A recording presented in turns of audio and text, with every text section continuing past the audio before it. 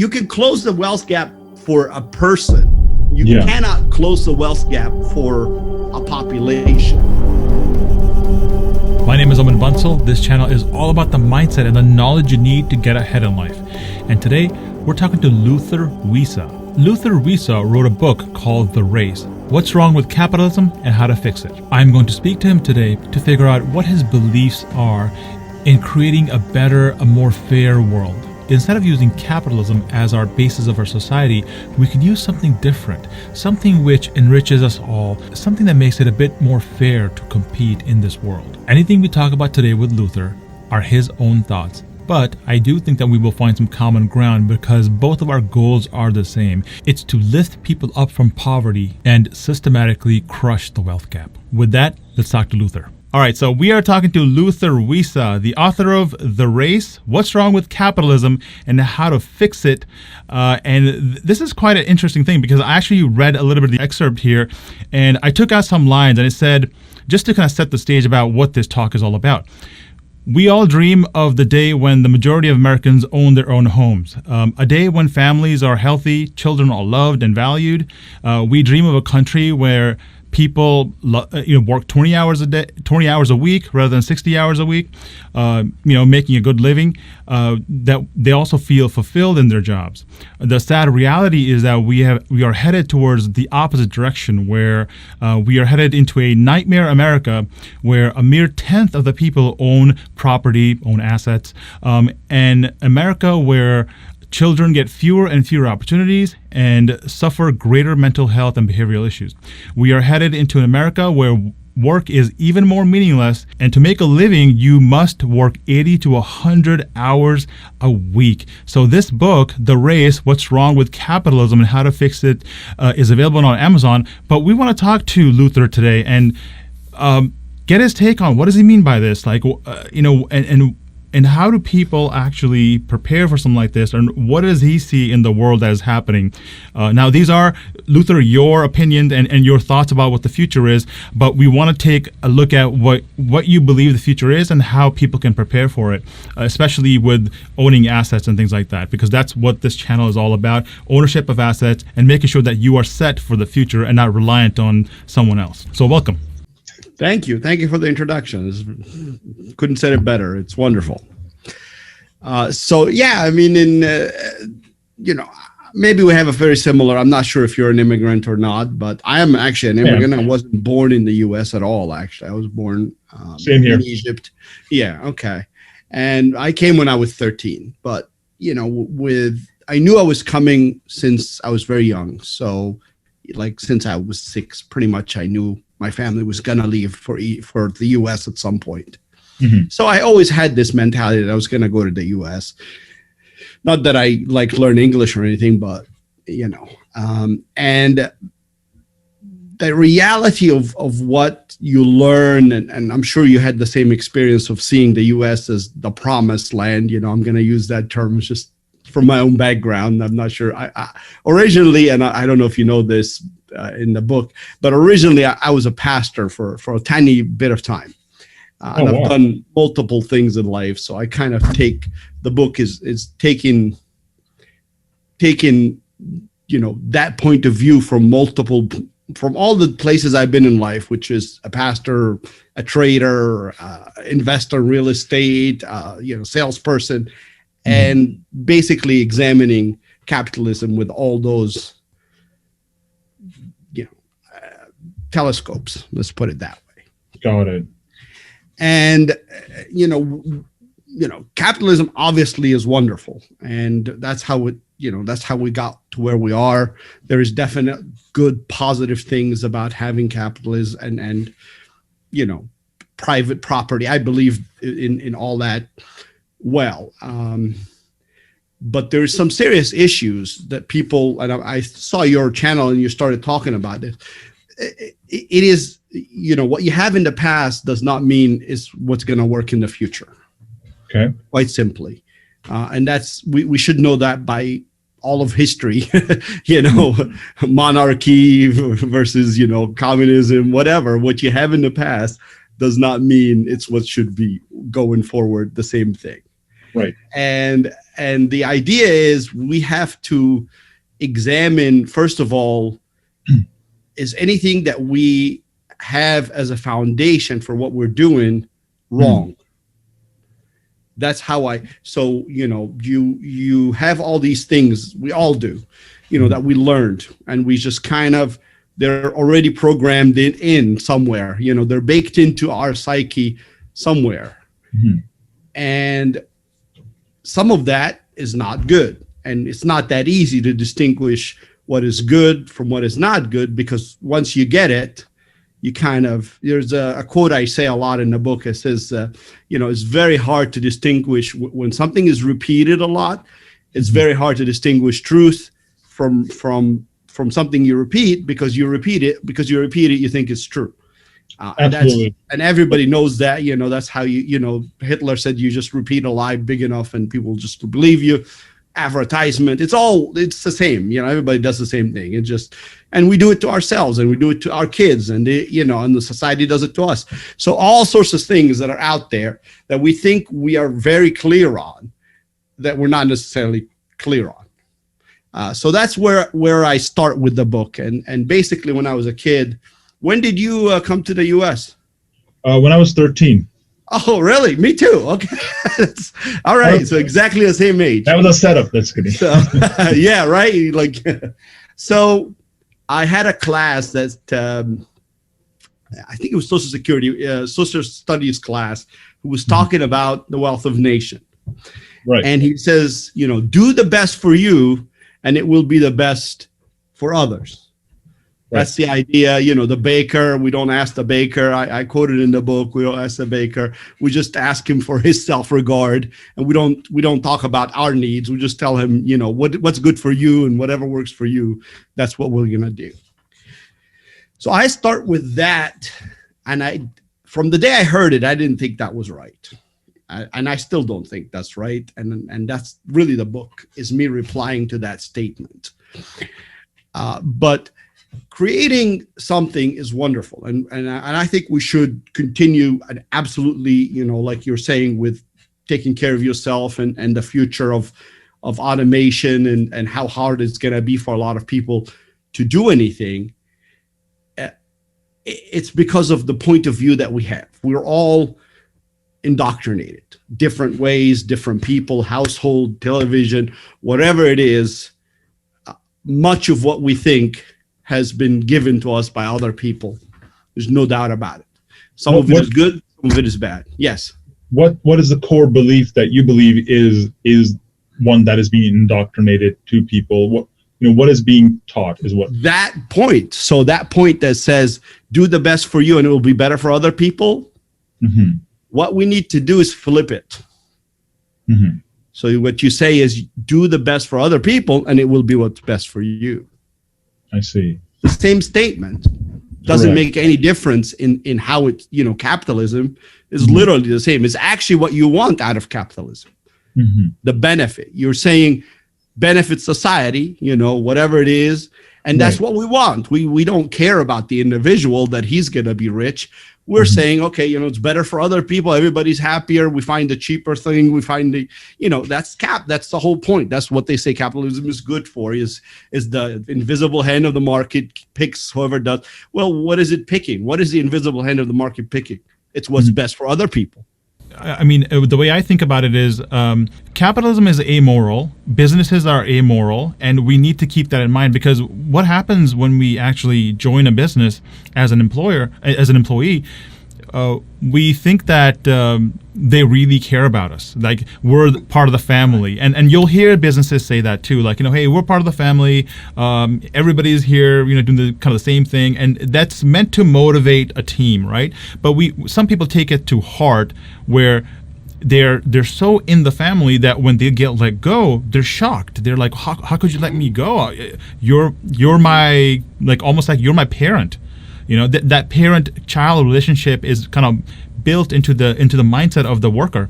And so what I noticed as going through different companies and getting hired, getting fired, getting laid off or whatnot, I noticed that they are amoral. And what I needed to do was focus on my core competencies, the circle that, if this is me and then what is around me in terms of what I can do to take care of my family.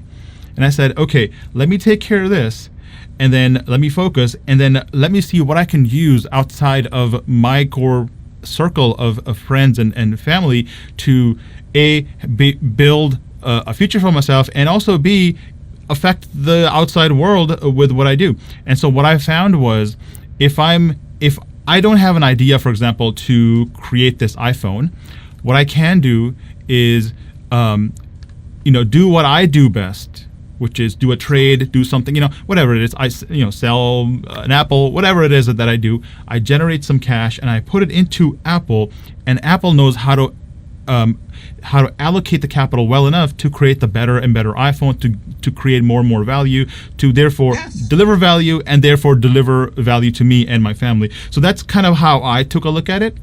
And that's what I started to teach, because I noticed that people didn't make that connection.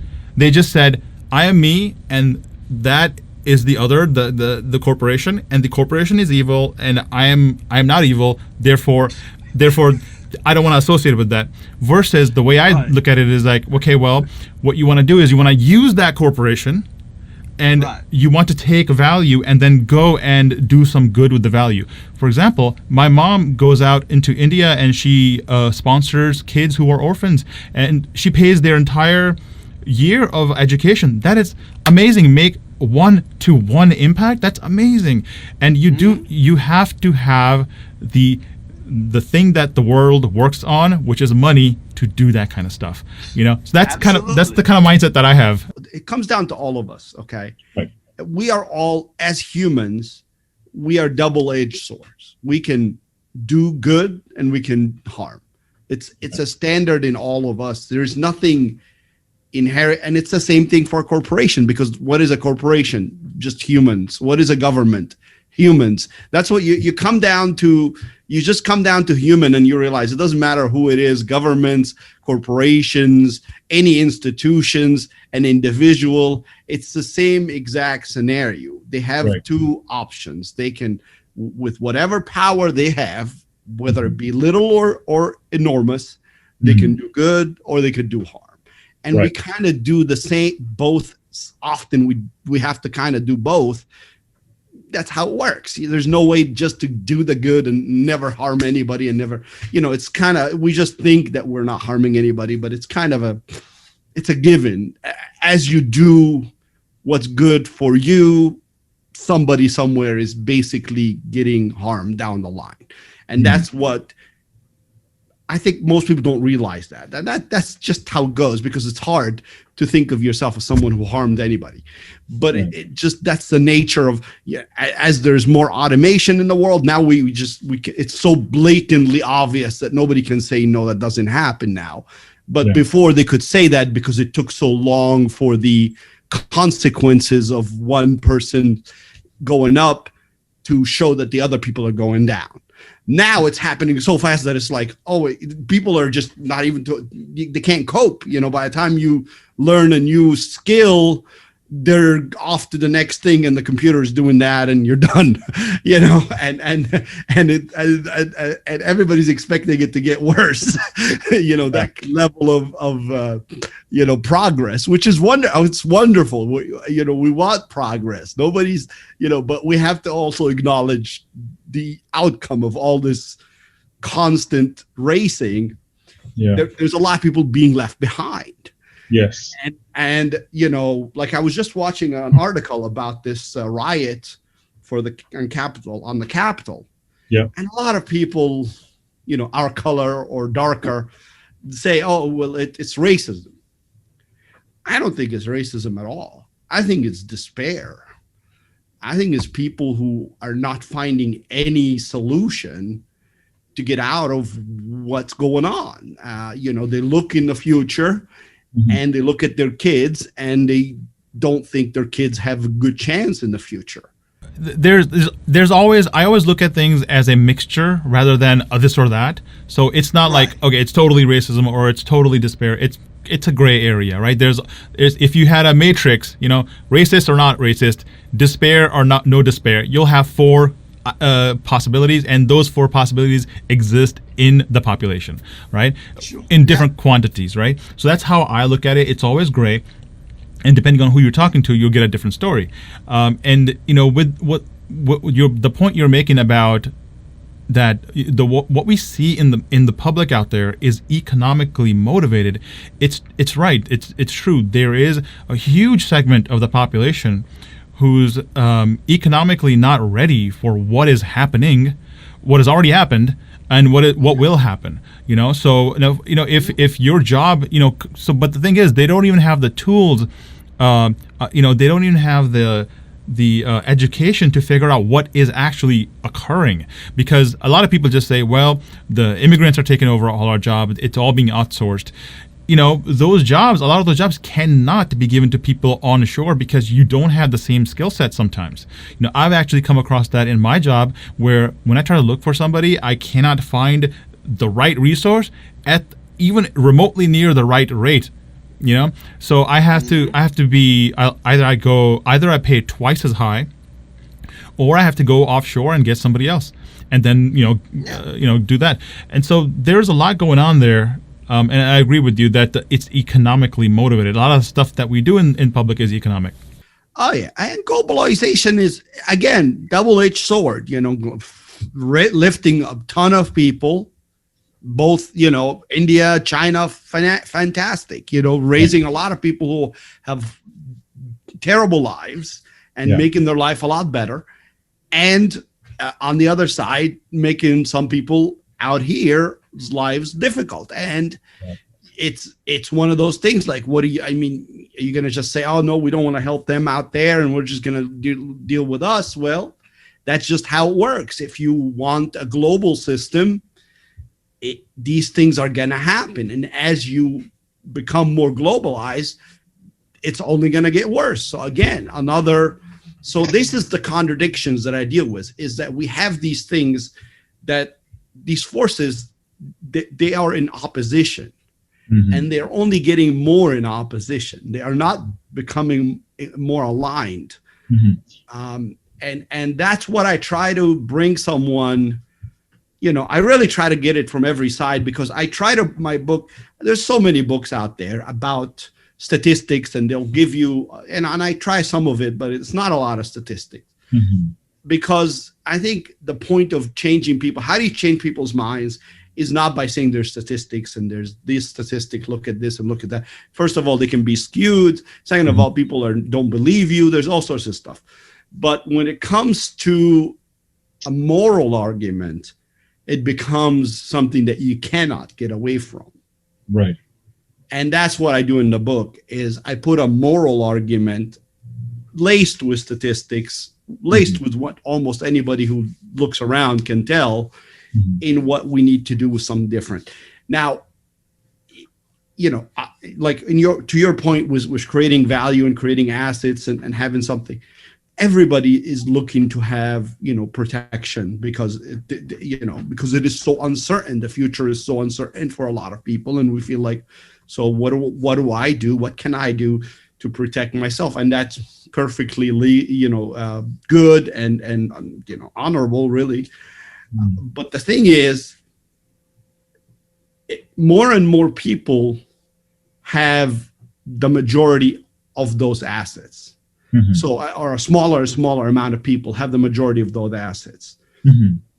So it's harder for the rest of us, when one person has it, it's harder for the rest of us to get it. And whatever that asset is, the more people want it, the higher it's going to go in price. So like houses and Bitcoin and stocks and whatever it is that you want.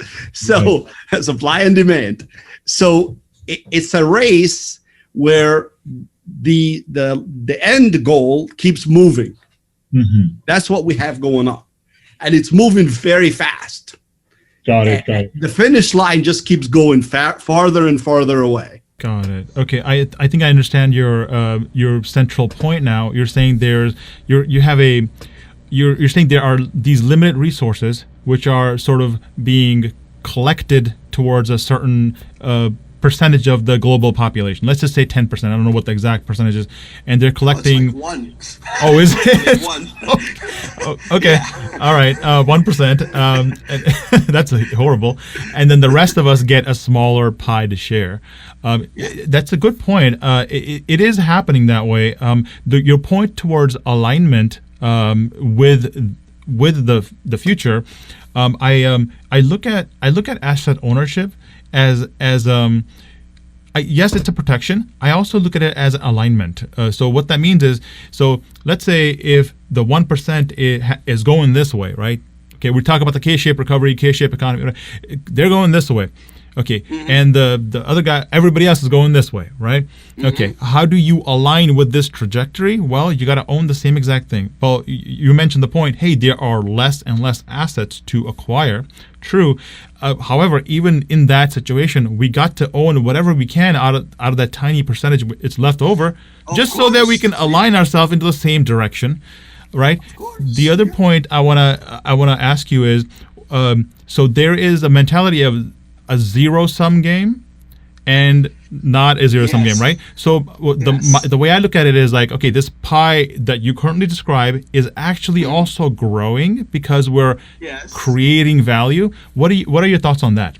Yes, I mean, nobody can say that the pie isn't growing. It is growing, but it's not growing anywhere near as fast as people are taking from the pie.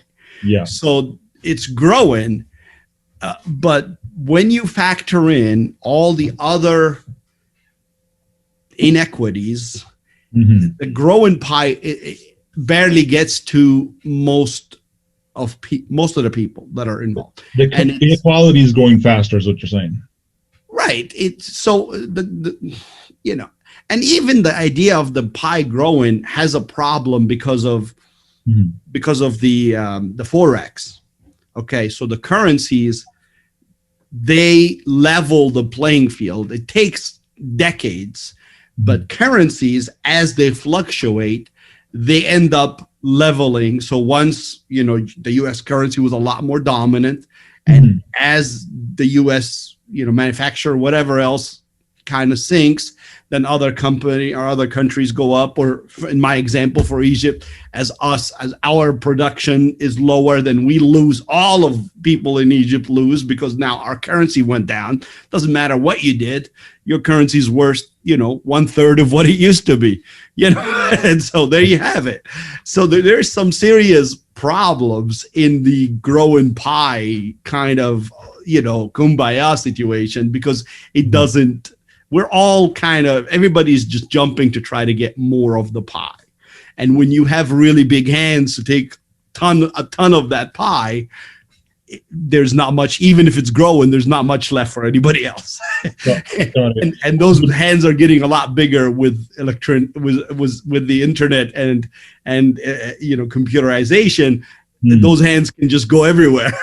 They're not limited by geography anymore. One guy in the US, in New York, could buy half of whatever, Kuala Lumpur, and he's just sitting at home. And that's it. It used to be a lot harder to do that. That's not the case anymore. So, I'm not saying not to do anything that you're mentioning. We should definitely. I mean, what are you going to do? It's not like any of this is going to change. This is just the reality of that we're dealing with. So far, we haven't even talked about solution. We're just saying this is a reality. It is what's going to happen, and it is the standard. We're all under it. There's a really good book that just came out. It's called Capitalism Alone. And that's absolutely the case. There is nothing else.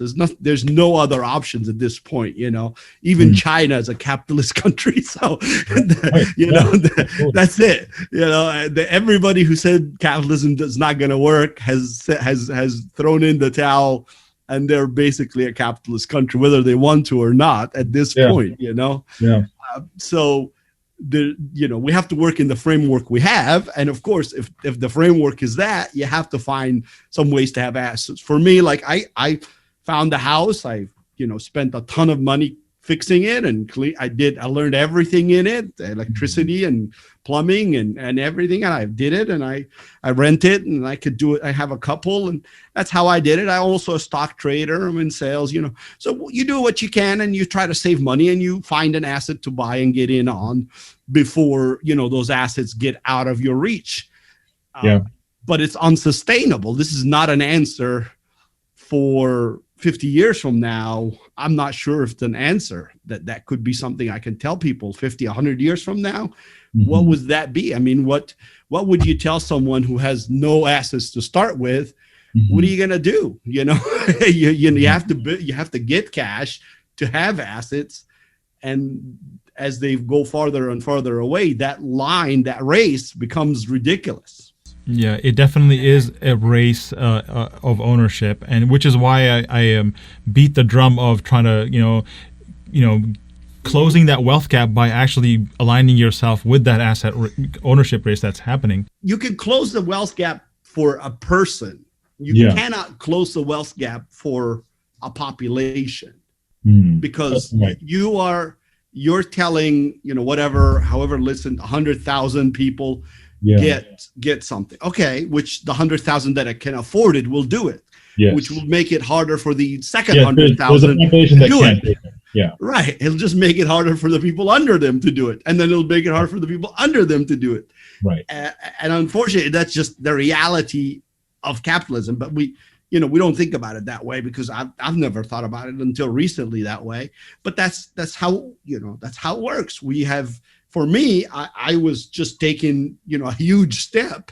I was given for me and for you, we were given a huge boost in how, in that getting that asset under us. I know people in Egypt, it's very difficult. They could be engineers. They're smarter than me, that's for sure. And their lives are much more difficult than mine because I'm here and they're not. Simple as that, almost. So that, I don't know. That really became the problem, is seeing those things, those contradictions that slowly, through years, and it started when I was like 14, like I told you, was hearing that statement of thinking, is there something else that what am I missing in this scenario? Here is, the picture, but this is unsustainable for most people. And if we just keep going this way, I don't know where we're going to end up, but I don't expect it anywhere good. Taking that point, and you're right about the system being where there's a finite group of human beings, and some that make something of themselves or do something causes something else to occur in the other parts of the system.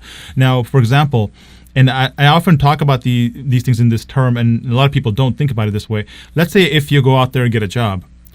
Well, you got that job, but someone else didn't, right? Therefore, their ability to gather cash is diminished because you got that job.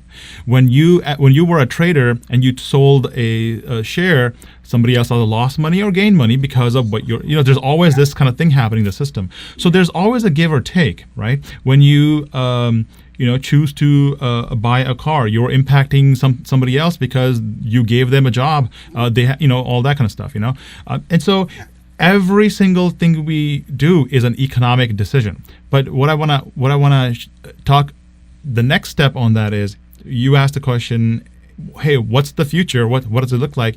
Do you look at the trend line, which is in the last 30 years, extreme poverty has been declining significantly, like 70% or so. And do you look at that trend and saying, okay, yes, there is hope, or are you seeing something else, which is like, no, this is actually gonna get worse? So mainly most of the people that are getting out of poverty was China. Essentially 90% of it is just a China story. Right. And that's wonderful. That's let them get out. The problem is, like we've experienced in the rest of the world, them getting out pulled a lot of people down, which, that's what we're trying to say is, there's no free lunch. Somebody went up, somebody went down. That's essentially how it most of it works.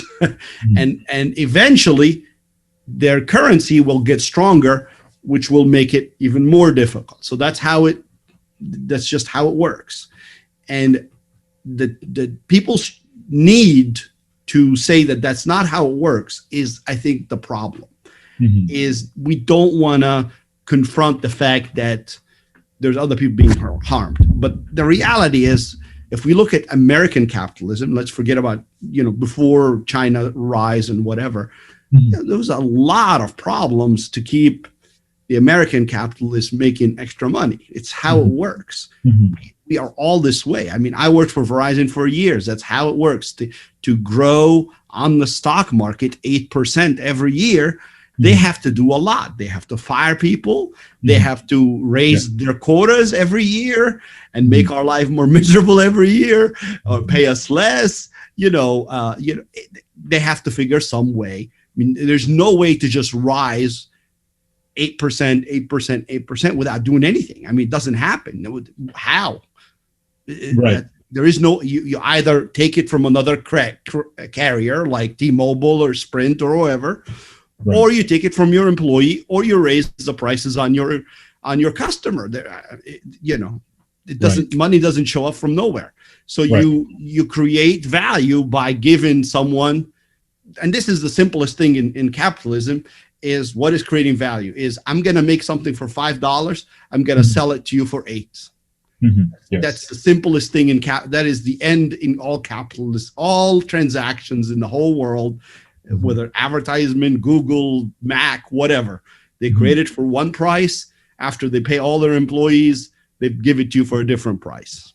So you have to recognize, if we just go simple, if we make it so simple that it's just like, okay, you make it for a certain price and give it if I just said, I found this rock on the ground, it didn't cost me anything, and I told you I'm going to charge you $1 for it. Does that sound like a good deal? Right. So it's fine. We agree. It's the only thing we got going. Right. And it's the only thing we got for us. Right. But there's a serious problem in it, is that I'm giving you something that costs me less. End of story. We're all doing it. We're all doing it, but that's what's happening. Right. And at some point, all the people that are getting cheated, they're the ones that are and there's more and more people of them, because you're giving them a lot of stuff that you're telling them, well, the water costs this much. Oh, it costs me less, of course, but I can't give it to you for that money. I got to make profit, and and everybody, the water and the electric and the phones and the internet and the cable, they have to all make profits. So now slowly you cannot meet all those people to give them their extra portion. Gotcha. Okay, so I definitely see that you are pointing out that, as one person charges extra or wants more, it is taking away from someone else who has to pay that by either just literally paying them or paying them through the infrastructure they're in or the environment they're in. In my MBA courses, we looked at how much energy an American used, and it was equivalent to 220 Ethiopians a day. So that's quite a bit. So there's definitely these disparities where one nation and their citizens can use a lot of energy. And when I say energy, I mean there are these situations where you certainly have this disparity happening where whatever you do costs something in the economy. The roads you walk in cost money. The fact that you live in a house costs money. The fact that I have this microphone and this everything, it costs money. So the level that I am at is actually way different than what an Ethiopian is at. And when I used to live in India, for example, as a kid, I lived in Germany at first, then moved to India. And you could definitely see it in India. We used to, as kids, once in a while, every quarter or so, we'd have mom get us ice cream. Okay? And we'd eat ice cream. It was the best ice cream ever. Now, it's in the fridge all the time. So these are disparities of how available things are, right? So I definitely agree with you there. What I want to understand is, okay, so I understand the capitalistic model. I understand how to use it for individuals, for myself, and how to teach other people to use it for themselves. And you're right, I can't fix the world, but I can change the trajectory of an individual, of a group, and so on and so forth. And that's kind of what I focus on anyhow. But your focus is more like just the entire human population. What are your solutions to what you're describing? I try to put my solution into something we should have known all along. And this is kind of the end of the book almost, but we have a statement, and maybe you know it. When I took my citizenship, I had to know it well, my citizenship test. And it says, we hold these truths to be self-evident. Mm-hmm. All men are created equal. Right. It's a very wonderful statement. All men are created equal. How close are we to all men are created equal? Well, not that close. Are we getting closer, or are we getting farther away? Well, I would say we're getting farther away at this point. Exactly. That's essentially the point, is we have this inheritance system. Mm-hmm. Now, I'm not a communist, and honestly, and this is a side point, I had no idea that was communism. I wrote the book, mm-hmm. and almost like 3/4 of the way into it, I mm-hmm. started realizing, after I was like doing research on the book, after I decided what the ending was going to be, I was mm-hmm. like, oh, that's what they say. Okay, well, I guess I'm somewhat like them. But I basically combined that one idea from communism, which is no inheritance, with private property. Mm-hmm. And with basically, with capitalism, just keep capitalism, markets, private properties, mm-hmm. everything you like about capitalism, mm-hmm. But no inheritance. So a father or a mother cannot give property or assets to a son or a daughter? Yes. Okay. Everyone has to start at the same level. Wow. You find you work, study, do whatever you want, create mm-hmm. value, new value, great, create mm-hmm. new value. Mm-hmm. But don't just have rent seeking, which is what that's what landlords are. That's what I am. I'm a landlord. I sit around, I did some work, and now I just rent seek for the rest of my life. And you know what? At least I did it, so I'm okay with that.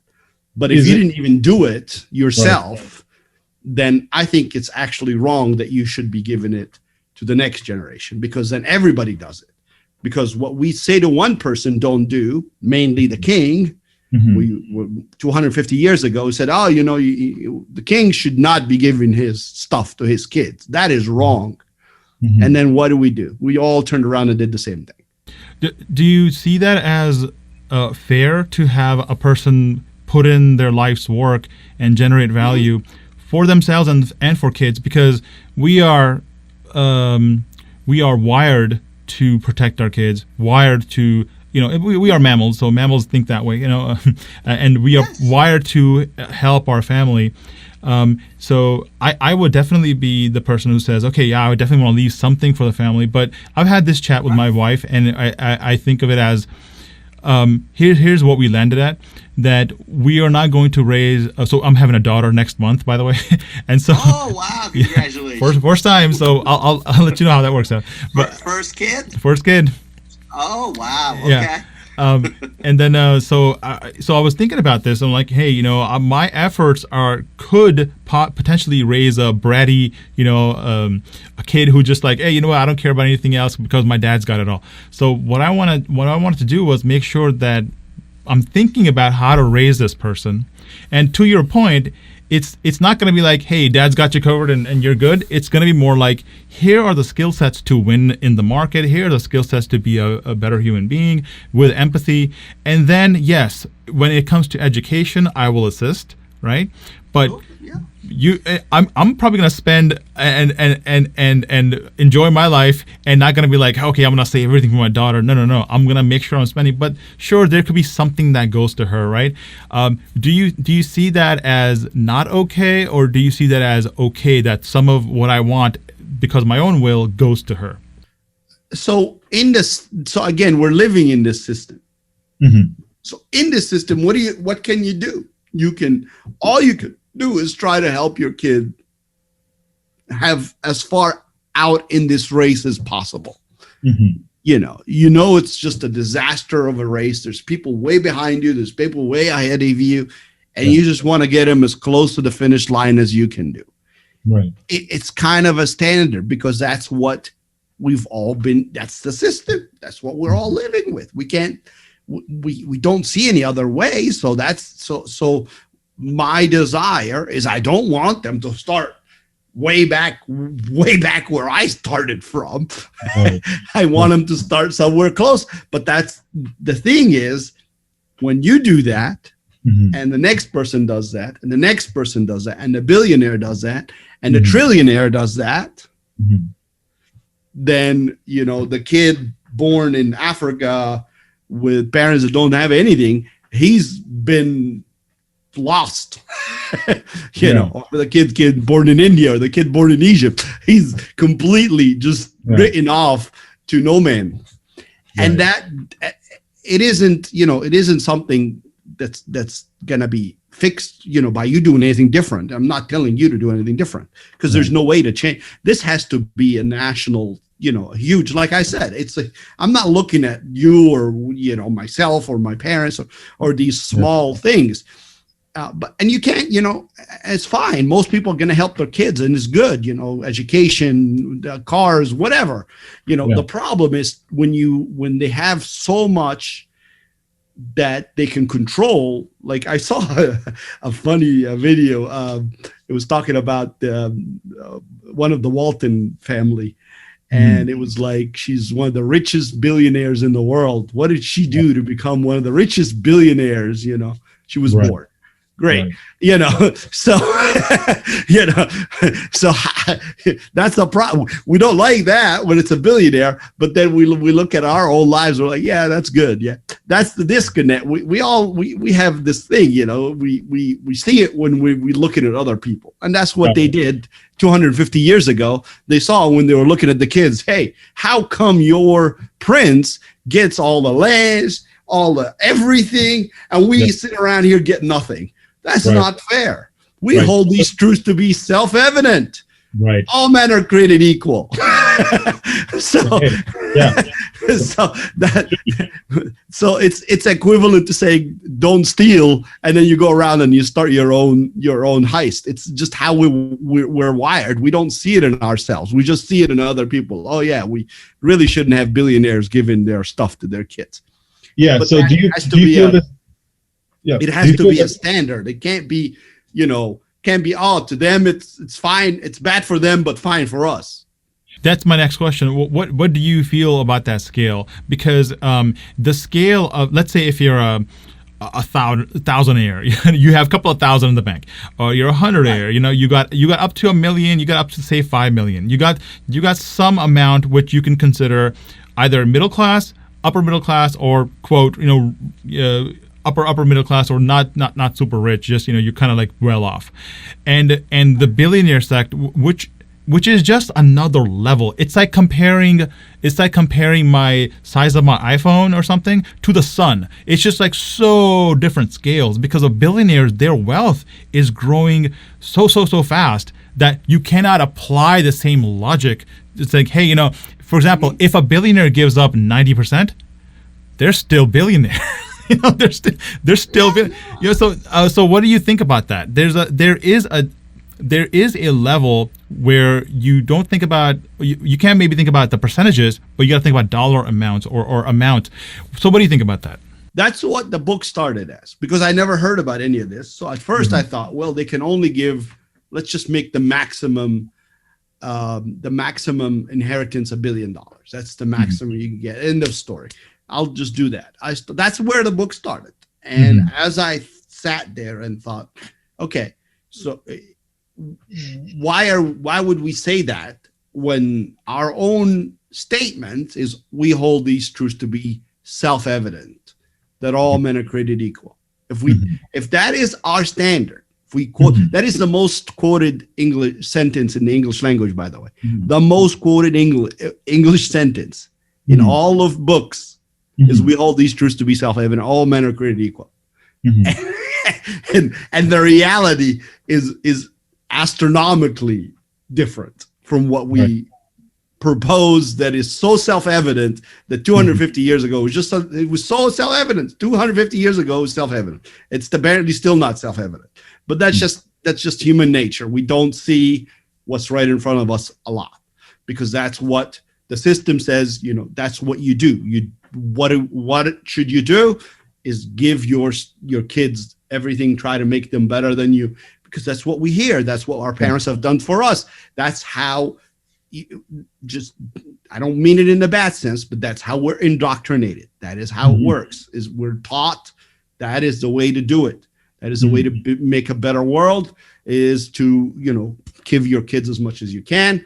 But if we all agree that, hey, this is not working, this doesn't work this way, the assumption that we have put on this world, that saying we're just going to make the pie bigger and everybody's going to be better off, is an inherent falsehood. It is not true. It doesn't work. You can say so. Yeah, not for everybody, like you said. Everybody is not benefiting, but people who are aligned with it are benefiting. Of course. So the most capitalistic and the most educated, they get most of it. That's how it works. You already have all the wealth. You can create more wealth from the wealth you got. Right. That's how it works. You're already rich. You keep getting richer. That it is unfortunate, but it's the American situation. And now it's the Chinese are coming back, and a lot of Americans are scared and saying, oh well, they're coming for, and that is unfortunately what's happening. And I worry about that dichotomy, because that's a big deal. When and I'm sure you've heard about when a rising power and a power that's but anyway, that's if it's a growing economical pie, we wouldn't care, right? No, if it just is this is just bigger, just a bigger pie for all of us. Why are you so upset that they're getting richer, huh? So it's an inherent contradiction. If it's a growing economic pie, then you shouldn't be upset. They're just getting more of the new pie that everybody's making. Yeah. So, but the reality is the currencies, at some point, the currency, as they manipulate and then they change, it becomes a lot more of a problem. But anyway, that's what the point is. I don't think any of this, I thought, okay, we'll give, and it will be better if we just say, like you're saying, okay, we limit the inheritance to so much. But the other side of that, which I didn't talk about, is what do you do with all the people that are born into poverty, to people who don't have anything?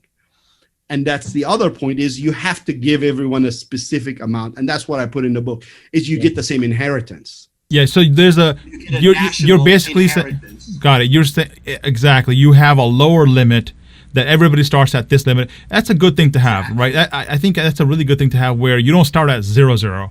You start at something, and then you can go up to a certain level, and at that level, that's yours to enjoy and give to your kids. But above that level belongs to the world, essentially. And that's where all the conversations are going to go between, and this is what I'm sure is going to be the most controversial part of the book, is that's how I would put it. So what are you going to do with all this stuff? So I built, I have 500,000. I literally have heard some guy, he said, I have 40,000 apartments, which is like, okay, great.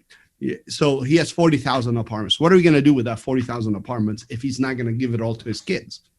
How are you going to, and I think that's the biggest thing that I came up with, versus basically just ideas from other people, honestly, which is you just use the market, but not a free, not a complete capitalist system, but basically you'll have people auctioning every single one of these units, but based on their net wealth. Got it. So that if you have your net wealth is 100,000, the apartment is 50, great. You can bid on this place and see which one out of the people that have about 100,000 can get it. But if you have $1 million, you have no business bidding on this $50,000 home. Go find something else to bid on. And basically you limit people's, because that's what everybody wants to just take from other people, and then I have it, you don't. That's just, unfortunately, we're still act, as much as we think we have civilized ourselves, we still act very much like monkeys. There's not much difference in how I want it, you can't have it. End of story. It's mine. That's it. And what am I going to do with it? I'm going to give it to the closest thing. And I, you know, everybody loves their kids, but I love my kids because there is an extension of me. So that's just all I'm doing is I'm giving them, because it's my extension of me. I'm going to give it to my kids. This is essentially a very, so we are animals, right? We are just like any other animal out there, but we're just intelligent where we can speak and things like that. We can plan. So we got to so if you go really, really back, right? The first man ever walked, you know, had a sense of mine versus hers, right?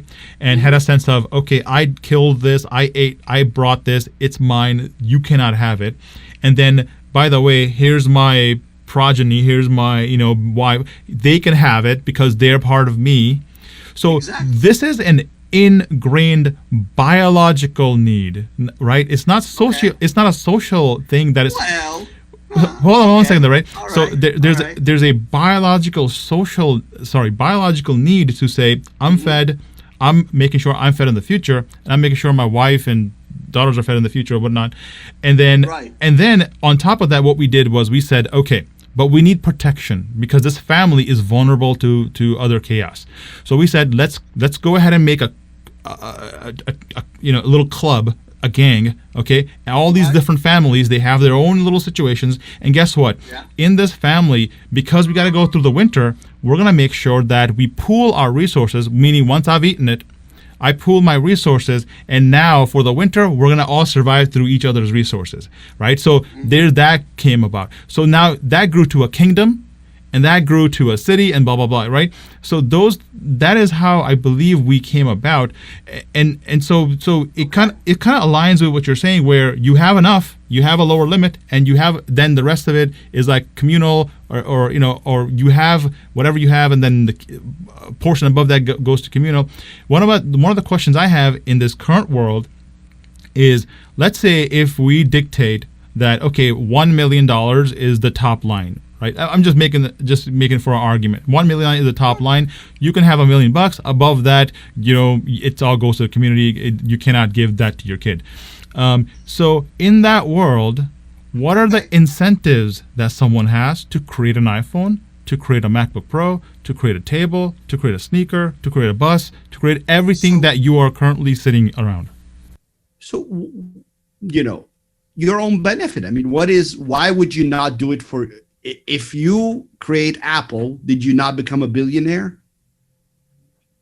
Right, but in this new state, you cannot, right? Because everything above $1 million. No, you can't leave it to your kids, but you're a billionaire. Okay. So there's a difference. I don't have any kids. I fixed a house. You don't need to have someone to give it to say, I want my life to be better. Gotcha. So you're saying a person can go as farther as they can in their life? Right. You can be a trillionaire. I don't care. Be a trillionaire.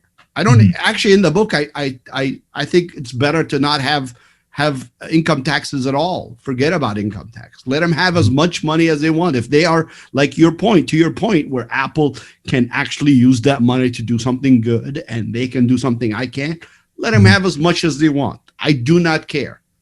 Apple shouldn't let them not pay any taxes. As long as when their kids are around, they're starting at the same line. When they're having an actual race, fine. Let them all race. They're gonna innovate. They're gonna try to be ahead. They're gonna go and they're gonna compete with each other. Great. Let them compete as much as they want. The problem is, and that's what happened with the king, is when you have people way up front, they hold everybody else from competing. And the more you have up front, the harder it is for everybody else behind you to compete. And that's what happens in all these countries. That's what happened in America, is we had all these people move westward. So they started more or less from the same line. and they did some competition, and they got bigger and bigger and whatever, and got land. And essentially, that's what happened in Germany after World War II. It's what happened in Japan after World War II. That's what's happening in China now. But the more you have stratification, the worse it gets for all those people on the bottom of that country. And then you start losing. They don't have any money to spend on your stuff anymore. Once all the money's with you, that's it. Why are you expecting the rest of us to make? We don't have money to buy your stuff. So that's what they told Henry Ford. Henry Ford was, they gave, and this is the other side of it. He was showing one of his union guys. He said, "Oh, look at all these machines. They are making so much faster to build the cars and stuff." And he said, "Yeah, good luck getting them to buy your cars." Yeah. Okay. Yes, you have machines that made it very efficient. You don't have, but nobody has money to buy your cars anymore. And that's what happens as you increase your efficiency and all your monies go to the top. We don't have any money to spend on your stuff anymore. And it limits innovation, because how often can you think of doing something, but you think there's not enough people in the community that can buy it. So I can't afford to make this $150,000 car, even though it's so much better than anything else out there, and it would save the planet and it will do whatever, but I can't do it because there's not enough people that would buy it. Yep. And why aren't there enough people that would buy it? Because there's 1% has all our money. So there is other benefits to just not having, I don't care about somebody being rich or not. Let them be as rich as they want. Usually the only way they are getting rich, they're not all getting rich that way, but usually they've done something useful. It's kind of debatable. Some people are not doing things that are very useful and they're getting rich, but whatever, we can't do anything about it. Let them be whatever. But I can't have people starting from different levels. The more they do, the worse it gets. For everybody. And there's a good book for you if you're interested in that topic. Unlike, I'm not plugging my book. It's called The Spirit Level, which was one of the first books that really got me into thinking this way, because it talks about in different societies, when there is a big difference, big wealth gaps, there's a lot of other problems in that society. Crime, mental issues, obesity, people incarcerated, even health. Even the health of the rich people is impacted in more unequal societies. It's shocking. Even the U.S. So the U.S. actually, to other countries, even though we're so much more advanced medically, people live in other countries longer lives. Yes. Even the rich or the poor, because of the social capital that you have. And honestly, it seems to me that the more you have an actual capital and the more stratified your society is, the more you lose in social capital. They're kind of inverse. And that's what we're seeing in the US. People are completely divided. They're at each other's throat. They don't trust anybody. They think people are lizards, and they have all sorts of craziness now. Because they have they do not see any kingship in the people they are in the same country with. They see no kingship. And that's what happens in very stratified societies, and we're becoming one of the worst. Absolutely. Unfortunately, and I love America, and I'm sure you're the same way. I mean, we come to this country and we are, enamored and in love with it. And I absolutely love the U.S. and people in the U.S. But this model can't be a model for other people, and it can't even be a model. If we can't do it, how are we expecting other countries to do it? If it doesn't work here, how are we supposed to expect people who are less educated, less free, less knowledgeable, whatever?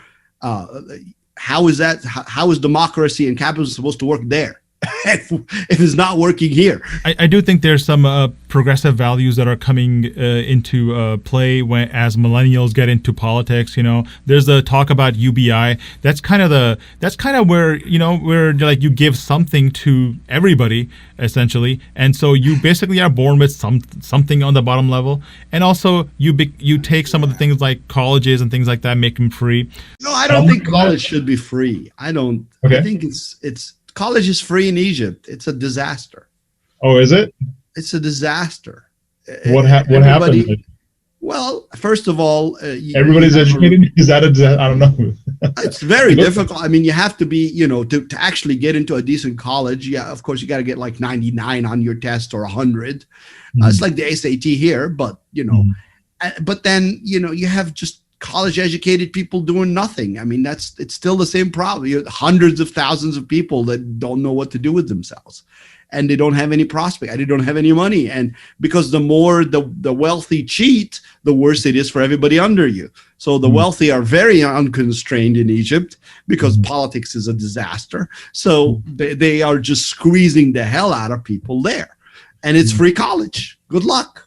But it's not going to do anything because rent is ridiculous and ownership is ridiculous and you have tariffs on everything from an iPhone to a car that makes cars is more expensive than houses almost the same price as the house. Some of these, I'm like, it's like, what the hell is going on in this country? You can buy a car for $1 million or you can buy a house for $1 million. I'm like, so, other policies are the problem. It's not the education. That's the thing. Again, we are the most educated people in the world. The U.S. is the most educated population.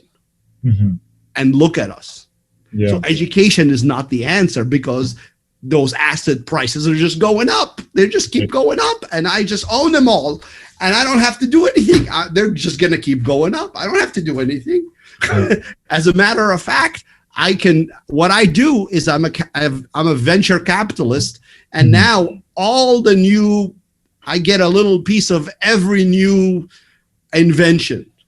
Mm-hmm. So not only is it not going up, I got plenty of cash to throw around at every little project, and whichever one of them ends up being the winner, I make even more money. Right. How are you going to how are you going to get me off my throne? I do view it as, competition being sort of a false narrative of like, oh, I should compete with a billionaire. I shouldn't compete with a billionaire. Billionaires doing the billionaires thing. They got money from whatever the heck, they're a billion trillionaire. I gotta be at a level which is like, hey, I can eat, my family can eat, my parents can eat, and we're living fine. And that's okay, So you can, for example, if the billionaire is the son, I'm just making an example here, and we're down here at the dirt. If we go towards in that direction, you're going to end up in space somewhere. See, the problem, the trajectory is, I don't want to compete with a billionaire. But again, I'm a billionaire to the poor kid born in Africa. I'm a billionaire. So it doesn't matter. I'm not talking about, one versus the other. As long as you have these, ridiculous changes in income, the gap is too large. They're not, and the thing is, it's not benefiting anyone. That's fine. It's you're doing benefit with it when you become a billionaire because you made it in your lifetime. You figured something out. Zoom right here.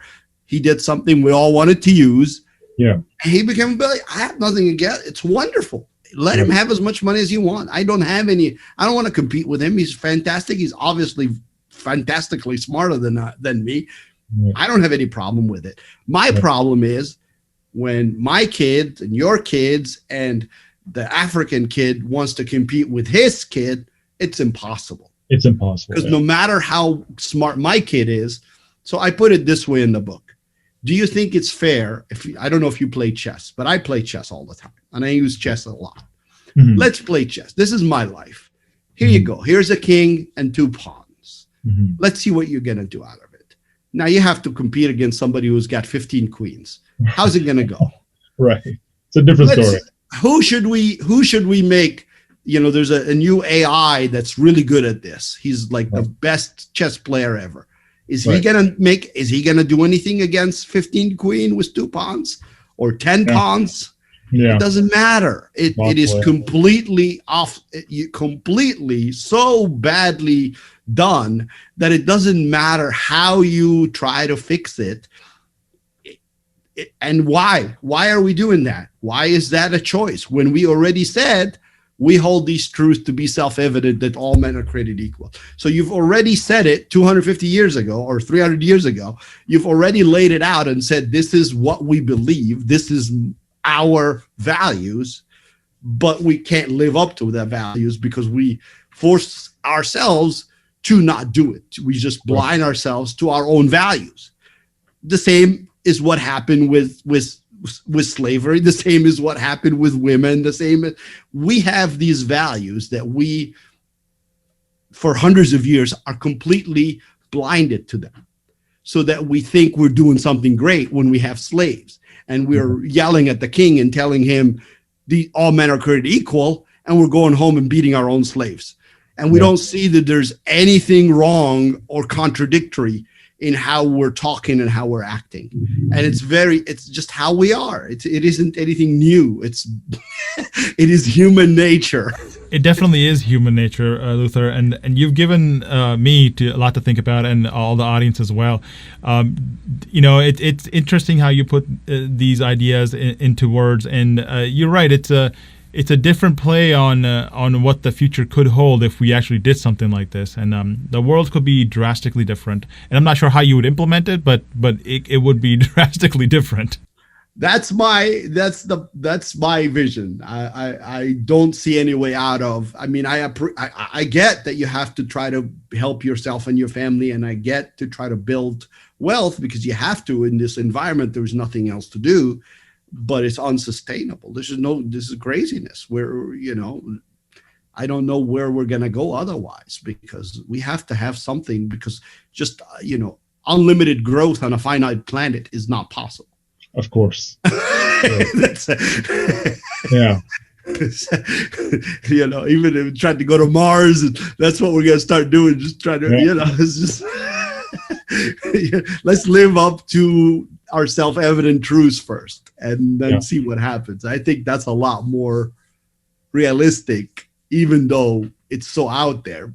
But that's what happens. Like, that's why I put in the book. Everybody's out there. The first person that says we shouldn't have any more kings was really out there, and people thought that's insane. What do you mean no kings? Everybody in history for 3,000 years, just look at 3,000 years of history, or 4,000 years, we always had kings.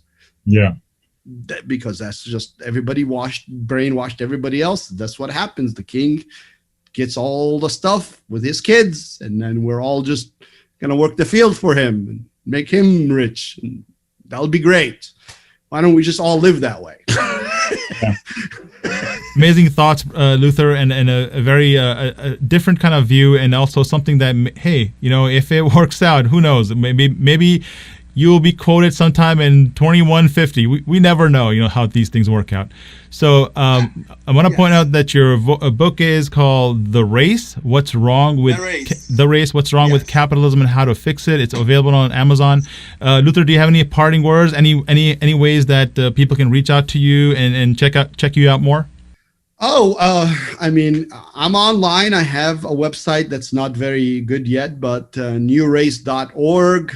You can find me on Facebook, on Twitter, on TikTok, email, whatever you like, on TikTok. Yeah, I haven't posted any videos on TikTok, but whatever you prefer, I am happy to talk with people.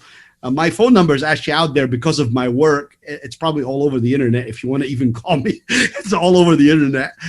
So I would love to have more challenges on my point of view. So please, if you disagree with my point of view, I want to hear from you. Actually, I really do. So awesome. Thank you and I want to thank you very much for the platform. Honestly, I'm trying to get. I just published the book about a month ago, and I'm trying to get out there and try to see if this makes sense to people. I think more and more people are moving this way. I once I read about it, I found out that economists are actually going that way. I don't know if anybody has actually said what I said, but that's I think people are just coming that way regardless, because we're all seeing what's happening, but we'll see. We're all waiting to see. We're all kind of crossing our fingers. This is a lot of things are changing in this world, and we'll see what becomes of it. But definitely things that have been are not going to continue this way, because it's unsustainable when we're all finding that out. Yeah, I think you're right there, Luther. Also, I was going to say, you have a point of view, you have an opinion. You would definitely do amazing at TikTok. So start recording, stop posting your videos, and I think you'll find a following.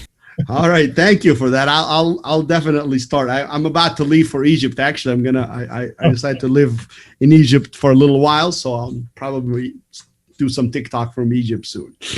We'll see. Hey, thank you so much for your time. It was really nice talking to you today. Yes, thank you very much. It's the same here. And, good luck with the baby coming. Oh, thank you. Have a name yet? We don't have a name yet. All right. Well, get on that. All right. Baby Bunsel is the current name. Well, I'm sure your mom is very excited. Yeah, you're welcome, man. Thank you very much. I appreciate it. I really do. Take care.